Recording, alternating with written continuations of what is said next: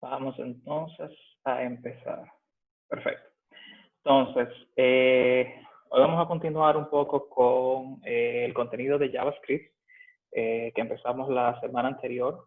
Vamos a ver algunas características adicionales de JavaScript y vamos también a utilizar algunos de los elementos que vimos en la clase anterior, como imprimir, por ejemplo, en el documento. Vamos a ver un poquito de la función documentWrite, pero más para ilustrar los ejemplos que vamos a ver hoy. Vamos a seguir la metodología habitual. Yo voy a dar el slide completo y luego al final entonces voy a dar algunos ejemplos ya en JavaScript. Entonces, para empezar, vamos a ver un tipo de datos que no vimos en la clase anterior. Hablamos un poquito, bueno, no recuerdo si lo vimos, lo mencionamos, sí, pero no entramos en detalle con el tema de los arreglos. Los arreglos son las listas, similares a las listas que vimos en Python, donde habían diferentes tipos de listas. Una de ellas se creaba con corchete y ese es el tipo de listas llamadas arreglos o arrays que tenemos en JavaScript. Los arreglos nos permiten tomar una lista de cosas y grabarlos dentro de una misma variable y luego accesarlos basados en su posición dentro del arreglo. Como dije anteriormente, se definen utilizando corchetes. Utilizo un corchete para abrir el array, luego pongo el primer valor, coma el segundo valor, coma el tercero, coma sucesivamente, y luego termino con un corchete que cierra. Y puede almacenar el array cualquier tipo de datos, no importa si es integer, si es float, si es string, no importa. Vimos también un poquito en Python las condiciones. Sabemos que tenía el if, el else if y el else.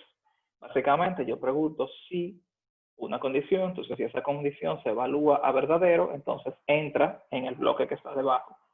Si no, else if, si no, y se cumple esta otra condición, entonces entra en este bloque y ya por último, si no se cumplieron ninguna de las de arriba, pues entra en el else.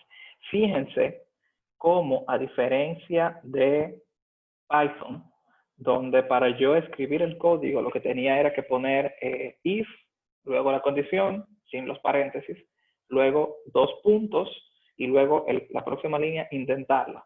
En JavaScript se trabaja utilizando llaves, entonces la indentación no es requerida. Pueden hacerlo, de hecho, para un tema de legibilidad es bueno siempre ponerle la indentación, pero al final JavaScript va a trabajar, no importa si el código está indentado hacia la izquierda, si está pegado abajo, inclusive si está en la misma línea después de la llave, a JavaScript eso no le hace diferencia. Para un tema de legibilidad, siempre uno trata de dejar esa indentación. Hay un tipo de condiciones, y ese es el switch, que se utiliza para legibilidad de un if. Y vamos a ver un poquito de eso más, vamos a ver sobre eso al final, donde yo tomo un if y lo convierto a un switch. Básicamente el switch funciona de una manera similar. Yo le doy al switch una expresión, esa expresión puede ser una variable, digamos. Entonces le digo switch tal variable.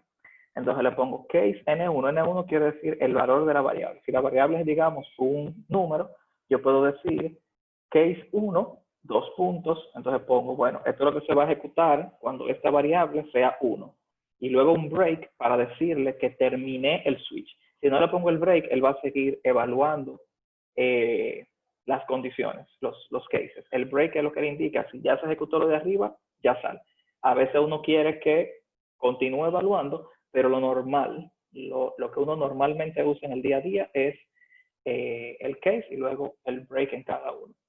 Entonces, si se fijan, aquí tiene un case N1, realmente abajo debería haber un case N2 y así un case N3, mientras condiciones yo quiero evaluar, y luego tengo un default que dice, si no se cumplieron ninguna de las de arriba, pues ejecuta el default. Básicamente es lo mismo que yo preguntar aquí, si if expression igual a n1, entonces tal cosa. Else if expression es igual a n2, entonces tal cosa. Else, tal otra cosa. Si se fijan, es exactamente lo mismo. Pero el switch lo utilizo más cuando estoy evaluando una sola variable. En vez de yo tener en el if, yo puedo tener condiciones de cualquier tipo. O sea, que si 1 más 1 es igual a 2, pero que si 3 más 2 es igual a 5, y que si 5 más 10 es igual a 15, que si A más B es igual a AB, no importa. El switch es diferente porque se enfoca en la evaluación de una expresión específica. Perdón que ¿será que se me descargó esto?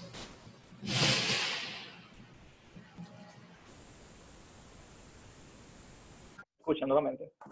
Sí, se escucha.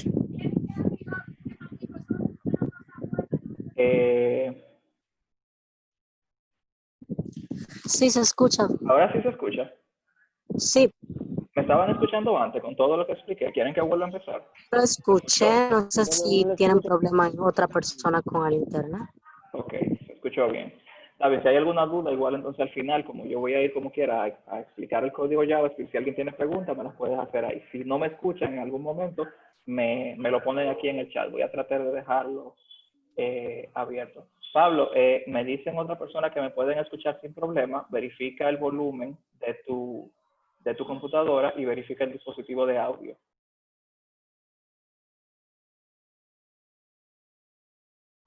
Este fue que me respondiste ahora.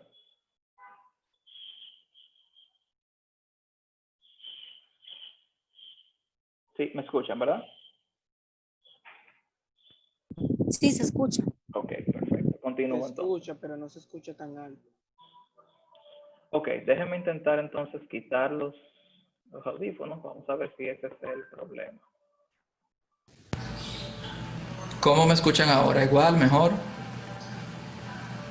Mejor. Más alto. Ujú. Ah, perfecto, ok. Parece que entonces tengo algún problema con el audífono. Quizás no tiene mucha batería, pero no me indica eso. Pero bueno, qué bueno que ya me escuchan, perfecto. Entonces continúo. Cualquier duda, igual, como dije al final, cuando yo esté explicando el código en sí, me pueden interrumpir, hacerme la pregunta ahí. Vimos también otro tipo de condiciones que son los vocals, que son los ciclos. Los ciclos normalmente son los for each, while y do whiles. En la presentación de hoy nos vamos a enfocar únicamente en los while y do while, pero sí sepan que hay otros tipos de ciclos con otras peculiaridades, ¿sí? Entonces, básicamente, en el while, yo lo que voy es a ejecutar ese bloque de código que está dentro del while mientras la condición se cumpla.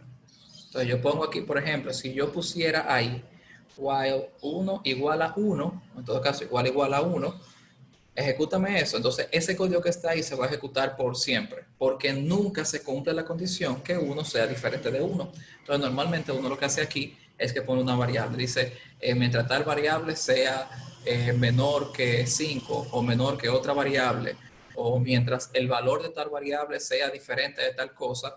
Entonces, algo que con cada ejecución cambie para que en alguna de esas ejecuciones, pues la condición evalúe a falso y ya entonces se salga del while. Vamos a ver de nuevo esto más adelante ya con código preciso. El do while hace exactamente lo mismo. Yo voy a ejecutar el bloque de código que está dentro del do mientras no se cumpla la condición del while. No hay diferencia entre el momento en el que se termina la ejecución entre el while y el do while y el código que ejecuta. La diferencia clave está en que el do while se ejecuta al menos una vez. Si yo pongo aquí una condición, por ejemplo, while 1 igual a 0, si yo pusiera aquí en este ejemplo, no fui un slide atrás, si yo pusiera en este while 1 igual a 0, eso no se cumple, no es cierto, eso te va a dar falso desde la primera corrida y por ende ni siquiera va a entrar a ese bloque de código, solo va a volar, porque ya la evaluación de por sí evalúa falso. En el do while va a entrar una vez, va a ejecutar ese código que está ahí y luego va a evaluar la condición y va a decir, y si 1 es igual a 0, ya es falso y por ende se va a salir. Pero la diferencia está que el do se ejecuta siempre al menos una vez. El while puede no ejecutarse nunca dependiendo de la condición. Las funciones, que las vimos también en JavaScript, las vimos también en Python, son bloques de código, ¿sí? Para yo aislar una secuencia de tareas que tienen un fin común por sí, o sea, todas juntas tienen un fin común, entonces por ende las aíslo y las pongo dentro de una función. En Python, igual, yo utilizaba def, ¿sí? Usaba def, el nombre de la función, 2 puntos, y luego me iba al indentado. En JavaScript, como vimos igual con el if, yo escribo en vez de def, escribo function, luego igual el nombre de la función, igual paréntesis, igual los parámetros, y en vez de 2 puntos pongo llave, ¿sí? Siempre en JavaScript ustedes van a ver que todo para agrupar código es con llaves, no con 2 puntos. Y ya dentro de la función, volvemos a lo mismo, el indentado es irrelevante, yo puedo tener 3 líneas indentadas, puedo tener una sin indentación, una con indentación, los espacios en blanco en JavaScript, como dijimos la semana pasada, los espacios en blanco se ignoran completamente. Inclusive puedo tener mis 3 comandos juntos en la misma línea, o sea, función, paréntesis, llave, comando, comando, comando, comando, llave, y todo en la misma línea, y JavaScript eso es perfectamente normal. Las funciones normalmente devuelven un resultado, pero no necesariamente. A veces uno quiere que modifiquen un valor o hagan alguna validación, y hay casos donde sería normal, no sería extraño que la función no devuelva un valor, pero lo normal en el uso del día a día es que la función está ahí para hacer algún tipo de procesamiento y devolver un valor. Las funciones, como vimos, se pueden reusar todas las veces que yo quiera, las puedo llamar siempre que sea necesario, y reciben datos por parámetro, al igual que las funciones de Python. Sí, entonces ya con eso terminamos toda la teoría del día de hoy. Me voy a ir entonces ya al código en sí. Tengo algunos ejemplos aquí, pero los voy a ir descomentando uno a uno. Vamos por el principio. Hablamos un poco de los arreglos. Y dijimos que los arreglos son listas que pueden tener cualquier valor. En este caso yo elegí que mis valores sean números, pero eso es irrelevante, ¿sí? Pueden ser cualquier cosa. Entonces aquí lo único que hago es declarar mi arreglo y imprimir el arreglo, solamente para que vean la lista, ¿sí? Entonces me voy a ir aquí al browser, F5, y aquí vemos 1,2, 3, 4, 5, y este es, igual que la clase anterior, estoy usando este HTML, que lo único que hace es referenciar mi archivo de JavaScript. Eso siempre es necesario, o sea que si se fijan aquí, lo que tengo abierto es un HTML y no el archivo de JavaScript, porque el JavaScript no se ejecuta directamente en el browser, siempre tiene que ir a través de un HTML, que es lo único que el browser entiende. Entonces, vamos a hacer una validación aquí, sí, voy a decir, le voy a cambiar el 5 por un 6, solamente para mostrar aquí cómo ya el valor se actualiza. A medida que voy modificando el archivo, entonces lo que voy imprimiendo en pantalla ya también se corresponde inmediatamente con lo que está en el archivo. Vamos a volver a poner aquí el 5, aunque eso realmente no hace mucha diferencia. El próximo punto que vimos fue el if. Vimos el if y el else if. Entonces aquí yo voy a utilizar y vamos a seguir utilizando este arreglo durante casi todos los ejercicios que siguen. Entonces yo tengo aquí que me arreglo en la posición 1, que si es igual a 1, entonces imprime que el valor es 1. Entonces fíjate aquí, como digo, tengo una condición, si eso es verdadero, pues obviamente ese valor es 1 y puedo decir que el valor es 1. Si no, mira a ver si ese valor es igual a 2, y si es igual a 2, pues imprime el valor. De lo contrario, entonces imprime el valor que haya ahí. Yo no sé cuál es, pero como no hay ni 1 ni 2, pues imprime lo que sea y veremos lo que hay, ¿sí? Entonces, basado en ese ejemplo ahí, ¿qué ustedes entienden que va a imprimir en el browser, que va a salir cuando yo ejecute ese JavaScript?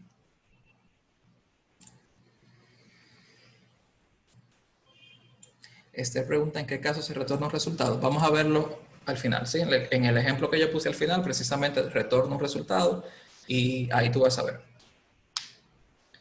Entonces, ¿qué ustedes entienden que va a devolver cuando yo ejecute eso? ¿Qué string va a salir en pantalla? Dice Orlin que se va a ir por el if José Antonio dice que va a decir que el valor es 2. ¿Alguien más? Anímense que todo, esto no, esto no vale punto. Y dice Pablo Berroa que se va a ir por el else. Ok, bueno, tenemos uno de cada uno. Vamos a ver. Obviamente yo sé la respuesta, pero vamos a correr. Pues José Antonio es quien tenía razón. En JavaScript, al igual que en muchos lenguajes, las listas son zero index base. Quiere decir que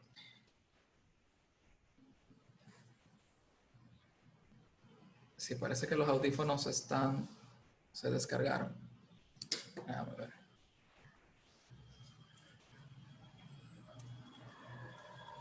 ¿Me escuchan? Ok. Sí. Ok, entonces en JavaScript, al igual que en muchos lenguajes, las listas son zero index base. Quiere decir que su índice empieza en 0. El primer elemento de la lista tiene la posición 0. Por eso, cuando yo pregunté si mi arreglo en la posición 1 es igual a 1, es falso, porque el 1 está en la posición 0. Para que eso sea verdadero, yo hubiese tenido que poner aquí 0. Si pongo esto, entonces sí, me va a decir que el valor en 1 es 1. Obviamente hubiese tenido que cambiar esto aquí, ¿sí? Para que tenga más sentido, pero sí. Entonces, ¿qué pasa? En 1, el 1 realmente está en la posición 0 y es el 2 quien está en la posición 1. Tengan eso en cuenta porque sobre todo cuando uno está iterando sobre el arreglo, es un error común que uno trate, por ejemplo, de quizás irse a un elemento más. Si el arreglo, que en este caso tiene 5 elementos, ese arreglo que tiene 5 elementos, solamente puedo llegar hasta la posición 4, o sea, la posición 0, 1, 2, 3 y 4. Y ahí están mis 5 elementos de la lista. Si intento imprimir el 5, eso no va a hacer nada. Ok, entonces, como dijeron, pues entonces el valor aquí definitivamente fue que el valor de esa posición es 2. Entonces, vamos ahora a ver el mismo ejemplo, exactamente el mismo ejemplo, pero vamos a verlo en un switch. Si se fijan aquí, tengo el mismo arreglo, pero esta vez lo puse en 2, ¿sí? Solamente le moví la posición, entonces digo, si mi arreglo en la posición 2 es igual a 1, entonces imprime que el valor es 1. Si el valor en la posición 2 es 2, y si no hay ninguno de esos, pues lo mismo, imprime lo que sea que haya en esa posición. En este caso ya no va a ser sorpresa, obviamente la posición 2 dijimos que esta es la posición 0, la posición 1 y la posición 2, ¿sí? Entonces el valor en 2 es 3 y por ende no se va a cumplir ni este case, ni este case, ni este default. Y ya entonces va a imprimir que el valor en 2 es 3, ¿sí? ¿Claro eso con él? ¿Claro con esta parte? Perfecto. Entonces, el próximo punto son los while. Vamos a descomentar esto. Voy a dejar ese bloque de código aquí comentado. Y vamos a ver aquí. Como les dije, tengo que empezar desde 0. Y me voy a mantener imprimiendo valores aquí. Mientras y sea menor que la cantidad de elementos en el arreglo. Menor. Fíjense que la cantidad de elementos es 5. Entonces ya cuando llegue a 5, ya la condición es falsa y pues no va a entrar a ejecutar esa condición. Entonces va a imprimir cada valor del arreglo mientras tenga elementos ese arreglo. De hecho, entonces, si se fijan, el resultado es lo mismo que, bueno, similar, porque esto lo separa por coma, es similar a imprimir todo el arreglo. Lo único que hice fue, en vez de imprimir todo el arreglo completo, pues lo imprimí uno a uno. Exactamente lo mismo. Entonces, ¿qué pasa? I es igual a 0, viene y hace la primera ejecución, dice imprime lo que hay en el valor 0, imprime el valor 1 y así sucesivamente hasta que se acaba. Tengo aquí otro ejemplo, como les había dicho, para ilustrar lo que pasa en el if, en el while, si la condición de entrada es falsa. ¿Sí? Entonces voy a inclusive a comentar esto aquí. ¿Sí? voy a poner aquí para que se entienda, se vea la diferencia entre uno y otro. Te voy a decir, voy a imprimir el valor de ahí, exacto, ese es el mismo while de arriba, pero en vez de imprimir y mientras sea menor que la cantidad de elementos, lo voy a imprimir mientras el valor sea diferente de 1. ¿Sí? Entonces, por aquí debió imprimir y diferente. Ah, no, perdón, igual a 1. ¿Sí? Entonces ahí me imprime obviamente el 1 porque es el primer elemento de la lista, o sea, en la posición 0 es igual a 1, sí, pues entonces entra. Inmediatamente ya es falso, se sale. Entonces vamos a poner aquí, a volverlo a poner como estaba. Solamente quería mostrarle que aquí, debajo de ciclos while, saldría el resultado de la impresión. Pero ahora le vamos a poner igual a 0. Eso no se cumple porque no hay ningún elemento en la lista que tenga 0. ¿Sí? Entonces inmediatamente le doy ya nada, no sale nada porque no se cumplió ni una sola vez. Sin embargo, tomo el mismo código, sí, es exactamente, si se fijan, es exactamente la misma condición. Miren aquí como la subrayo, me la marca aquí porque es exactamente lo mismo. Y es el mismo código también aquí. ¿Sí? Document.write. Fíjense cómo me lo subraya ahí. Me lo subraya ahí porque es exactamente lo mismo. Entonces tengo el mismo código y el mismo while, pero ahora lo tengo dentro de un do while. Y si se fijan, ahora sí, al menos me imprimió el primer valor, a pesar de que esta condición nunca fue verdadera. Y esa es la diferencia. Aquí imprimió el primer valor y ya no hizo más porque desde el principio era falsa. Aquí, con el mismo ejemplo, no imprimió absolutamente nada. Entonces, ya por último, bueno, no por último, para irme, de hecho, es cierto, faltó un slide de la presentación. Vamos a ver las funciones y luego vamos a volver a la presentación porque faltó un slide y entonces vemos el código de ese slide. Entonces, las funciones para Esther, que hizo la pregunta, me parece que fue Esther.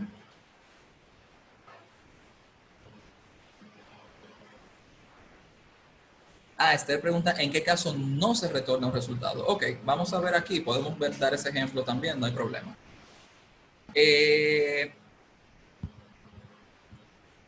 Tengo, ¿dónde estoy? Aquí. Entonces, tengo una función, declaré una función que lo que hace es básicamente sumar dos valores y retornar el resultado de la suma de esos dos valores. Entonces, tengo aquí un ciclo igual al anterior, que lo que hace es imprimir, iterar sobre cada elemento del arreglo y luego imprimir el valor, pero en vez de imprimir el valor directamente, pues imprimo el resultado de una función, ¿sí? Entonces, tengo esta función que recibe dos valores, los suma y devuelve eso. Entonces, aquí tengo la llamada a la función, le paso el valor que hay en el arreglo y le digo que le quiero sumar 5. 5 es un valor arbitrario, no importa, para el ejemplo, ¿sí? Entonces me voy aquí y ven cómo ya me imprime el valor sumándole 5, que en este caso es 5 porque o sea, es una suma porque lo sumé, pero puedo cambiar la función a que haga lo que quiera, cualquier cosa, y ponerlo que me lo devuelva, que lo imprima así. Inclusive puedo quizás no sumar nada, vamos a ignorar esto de sumar y vamos a ponerle aquí un BR, por ejemplo, que es un BR es un tag de HTML para que imprima una línea en blanco y entiendo, para que no me va a quedar mal, que esto debería imprimirme los mismos valores, pero uno debajo del otro, efectivamente. ¿Eh? Ahí le pone el 1, BR, 2 BR, 3 BR y me lo pone uno debajo del otro, porque eso es lo que la función hace. Entonces, esta era la pregunta, ¿en qué ejemplo yo pudiera tener funciones que no devuelven valor? Bueno, no siempre tú tienes funciones que te interesa saber lo que esa función devolvió. Te interesa que esa función haga algo y lo que eso hizo por allá, pues ya, tú asumes que eso se hizo. Por ejemplo, yo quisiera tener una función, digamos aquí, digamos que esta función, yo voy a llamar aquí a una función nueva que voy a crear. Le voy a llamar loguear mi arreglo en X. ¿Sí? Únicamente, básicamente estoy logueando. Voy a crear una función que loguea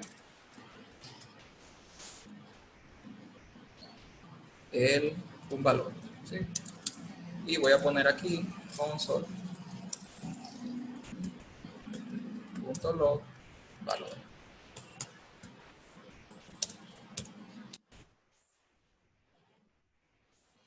Entonces, aquí,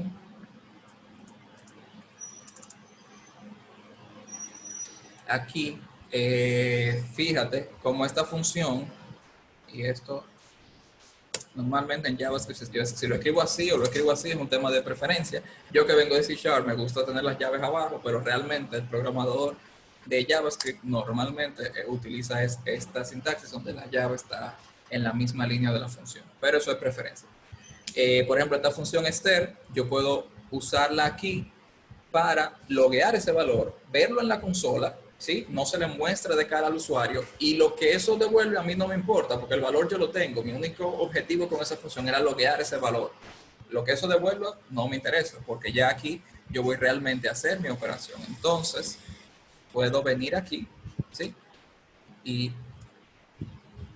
ok, si quiero realmente aquí es operando 2, ¿sí? Entonces ya llevo que me imprimió 6, 7, 8, 9, 10, pero en realidad, si me voy a la consola del browser, fíjate aquí donde sí me hizo el log de cada uno de los elementos del ciclo. Entonces, en este caso utilicé dos funciones, una que me devuelve un valor sumándole 5 para verlo en pantalla, y una que me puso en un log el valor original. En caso de que yo tenga un problema, pues lo puedo utilizar para debuguear el problema que pueda estar teniendo el usuario. También si voy a, por ejemplo, escribir un archivo, a escribir algo en base de datos, leer algo que quizás no me interesa el resultado, solamente me interesa ver si está, por ejemplo. Ese es un tipo de escenarios. Entonces, hay un punto más, se me olvidó mostrarlo ahorita. Bueno, aquí vemos cómo se define la función. Y ya por último, entonces, tenemos los objetos. Hemos hablado de los tipos de datos hasta ahora, de números, hablamos de texto, hablamos de números decimales, y hoy hablamos también de listas y arreglos. El último tipo de datos que vamos a ver aquí son los objetos, y son objetos complejos. Para los que han utilizado JSON, básicamente utilizando ese formato, esa estructura de JSON, para definir un objeto donde yo puedo tener más variables. Inclusive se parece mucho al diccionario que vimos en Python, es algo bastante similar. ¿Sí? Bueno, de hecho me parece que al final realmente sería básicamente lo mismo. Pero aquí lo uso para definir objetos complejos. Lo que en otros lenguajes se pudiera llamar una clase, pues en JavaScript se llama objetos. Entonces, vamos a ver aquí un ejemplo de los objetos. Antes de irme al ejemplo, vamos a hablar un poquito de la estructura. Si se fijan, define el nombre del objeto, igual que todo, y le digo igual a. Pero en vez de ponerle un valor, los objetos empiezan con llave. Eso es lo que le dice a JavaScript que estoy trabajando con un objeto, esa llave que abre y cierra. Y los valores se definen como una llave y un valor. Entonces siempre tengo llave, 2 puntos, valor, coma, llave, 2 puntos, valor, coma, llave, 2 puntos, valor, coma. Solo al último elemento no le pongo la coma y cierro mi llave. El punto y coma me parece que es opcional. Yo siempre lo uso por costumbre, pero el punto y coma, vamos a cerrar la consola aquí ya. Sí, pero si se fijan aquí, con punto y coma, bueno, vamos a verlo ahora.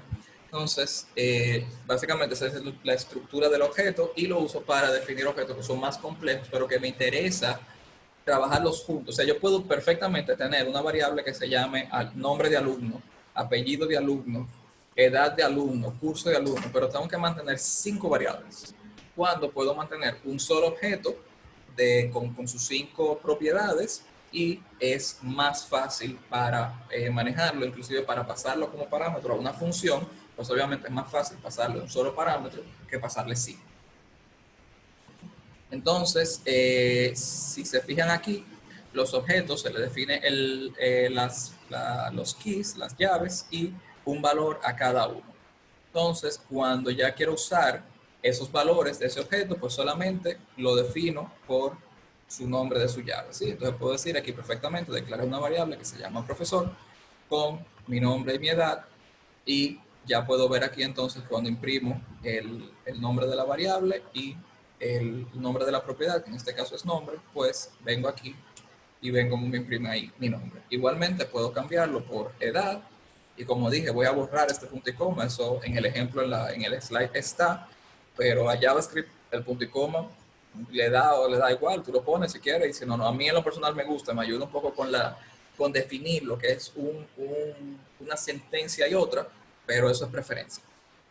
Entonces, cambié la propiedad por edad y quité el punto y coma, y si se fijan, va a funcionar de la misma manera, excepto que me imprime la edad, ¿sí? Entonces, bueno, ya con eso terminamos. No sé si tienen alguna pregunta sobre lo que vimos hoy. Pablo, puedes desmutearte y preguntar directamente. Que si podría repetir los diccionarios de Python, que tengo que hacer el examen en un rato y me faltaría hacer eso. Ok. Como eso se sale del alcance de la clase de hoy, te voy a responder al final. Vamos a ver si hay alguna otra pregunta relacionada con el contenido de hoy.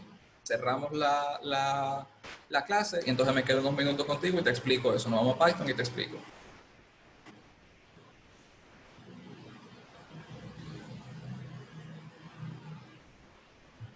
Yo tengo una pregunta.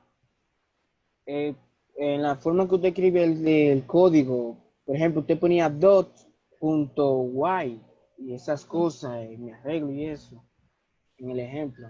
En el ejemplo, yo puse en un comentario, sí, do while, pero eso es el nombre. Eso solamente yo escribiendo para que salga aquí en pantalla, El- para que salga escrito de esta manera. Porque normalmente así es como uno lo encuentra, do, punto, punto, punto, while, pero si te fijas en el código en sí, no tiene los puntos, punto, punto. la Do, etiqueta, la etiqueta documento, no sé mucho inglés. sí, Antes de pensar el código, sí, antes de empezar la línea. ¿en cuál línea? Estoy mostrando. Digamos la 65, usted empieza con doc, luego viene punto guay y luego bla bla. Ah, ok, document, sí. En la clase anterior vimos esto. De hecho, déjame entonces para aclarar un poco, déjame abrir el slide de la semana 4. Dijimos aquí, mientras estábamos viendo el slide anterior, que habían tres formas principales de comunicarse con el usuario. Document.write, que es la que estamos usando en todos los ejemplos de hoy, console.log y alert. Entonces, alert dijimos que es lo que te saca un pop-up en el browser. De hecho, vamos a ver el ejemplo rápidamente aquí, aunque eso a mí se sale un poco de la clase, pero no importa. Voy a cambiar aquí. En vez de document.write, lo voy a cambiar por alert. Cuando ejecuto de nuevo, vemos que alert lo que hace es sacarme ese cuadrito en el browser como una alerta, ¿sí? Ok. Otra opción que tengo es el console.log.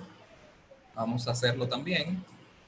Que de hecho es, bueno, voy a poner eso otra vez como document.write.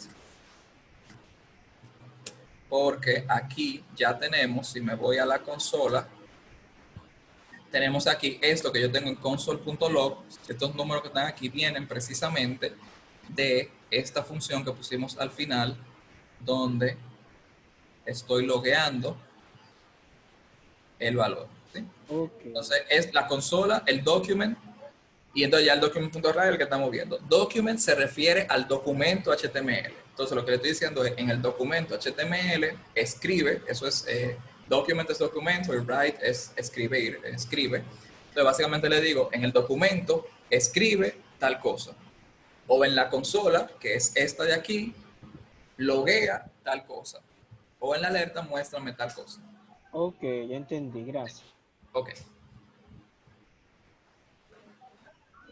¿Alguna otra pregunta?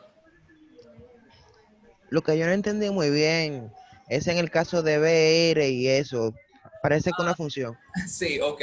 Lo que pasa es que eso es HTML. Yo lo hice para darle un poquito de formato. En HTML, y eso se sale un poco del alcance también de la clase de JavaScript, en HTML los espacios en blanco contiguos se ignoran. El browser, y así es como funciona HTML, va a ignorar. Si tú pones un espacio en blanco, ya tú tienes un espacio en blanco.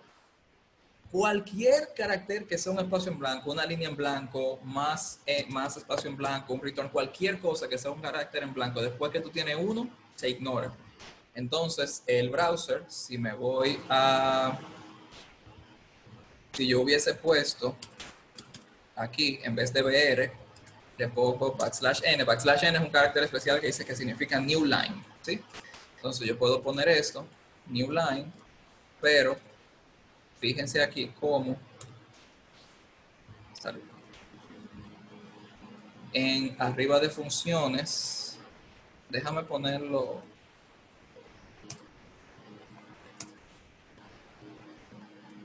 así para que quede más claro. Entonces, funciones, voy a volver a poner sus BR. Fíjate que yo que puse ahí 2 new line y ahora lo cambié los new line por BR. Mira el espacio que tengo aquí. Y ahora cuando le dé F5, mira cómo funciona, se fue hacia abajo. BR significa break y es lo que le dice al browser que inserta una línea en blanco. Pero eso no tiene nada que ver con JavaScript, ¿eh? Yo lo único que hice fue un tag de HTML y utilicé la misma función que utilizo para poner los valores de los ejemplos que estamos viendo. Le puse CBR para darle un poquito de formato y que se vea más organizado la información en el browser. Eso es todo. Pero eso no es JavaScript, eso es HTML. Eso no le va a salir en el examen. PHP y JavaScript son casi iguales, lo que le diferencia son la forma de escribir el código. Eso es algo de lo que sí le he mencionado, siempre lo digo desde la primera clase, siempre hago ese comentario. La mayoría de los lenguajes generales les van a permitir hacer muchas cosas que son similares. Y que tú te vayas por uno u otro normalmente va a ser un tema de preferencia. Hay excepciones y JavaScript yo me atrevería a decir que es una de las excepciones porque JavaScript tiene un uso muy particular dentro de las redes, aplicaciones de red, intranets y aplicaciones de internet. Ahí es donde JavaScript tiene su fortaleza porque JavaScript tiene un footprint, tiene un archivo bastante pequeño que obviamente es deseado en aplicaciones que viajan por internet. Mientras más pequeño mientras menos tú transmites, pues más rápido te carga la página, te carga tu intranet. Pero al final, lo que tú puedes hacer con una u otra es muy similar. PHP tiene otra condición, es que PHP corre del lado del servidor y JavaScript corre del lado del cliente. No voy a entrar en eso porque lo complica un poco, pero si te interesa saber esa diferencia, puedes buscarlo, lo que es un server-side y lo que es un client-side application. Okay. ¿Alguna otra? Bueno, espero que no hayan preguntas porque se haya entendido todo. Entonces, nada, chicos, gracias por participar y nos vemos en la próxima clase. Voy a cerrar ya entonces la clase y me quedo con Pablo, creo que fue el que hizo la pregunta para los diccionarios de Java, de Python. Una última cosa. En la plataforma están también publicando el examen conjunto a los cuestionarios de cada semana. Se publicó un examen. Tienen que entrar y llenarlo. Eso es parte de su evaluación. Las evaluaciones no las hago yo. Si tienen alguna duda con el contenido, pónganlo por favor en la plataforma, que yo veo las preguntas, si hacen alguna, hasta ahora no han posteado nada, pero si las ponen yo la veo y puedo responderles y ayudarlos a que cualquier duda pues le vaya bien en el examen, pero no lo califico yo. Entonces es bueno que entren claro, porque eso lo va a corregir otra persona que también domina el contenido y que no interactúa con ustedes. Así que ya, sí, con eso sí termino. Entonces, gracias por venir y nos vemos la semana que viene.